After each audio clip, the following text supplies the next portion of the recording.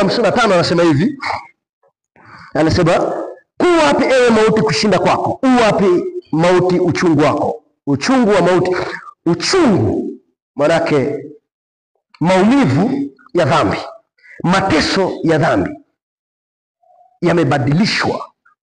yamebadilishwa. Ndio maana anasema kuwapi kushinda kwako? Kuwapi ewe mauti kushinda kwako?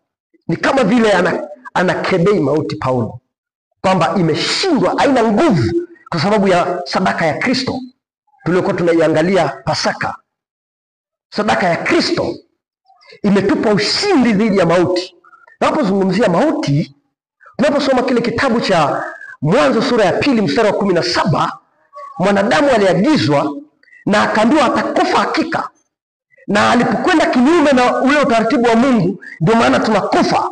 Na hii tunazungumzia ni kifo cha mwili. Lakini pia ukisoma kile kitabu cha Waefeso sura ya 2 mstari wa 1, kuna kifo cha kiroho. Lakini pia ukisoma kile kitabu cha Ufunuo sura ile 20 kuanzia mstari wa 13, maandiko yanatuambia kuhusu habari ya mauti ya pili.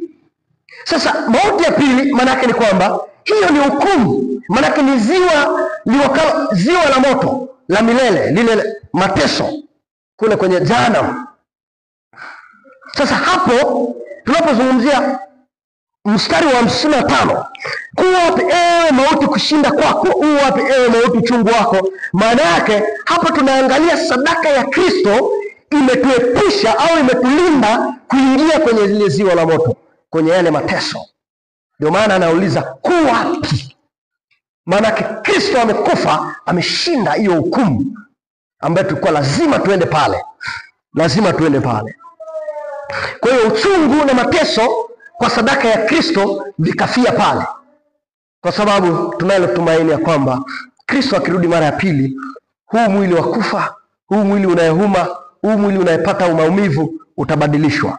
Tutapewa mwili wa utukufu, lakini ni pale ambako tumemwamini Yesu Kristo kuwa Bwana na Mwokozi wa maisha yetu.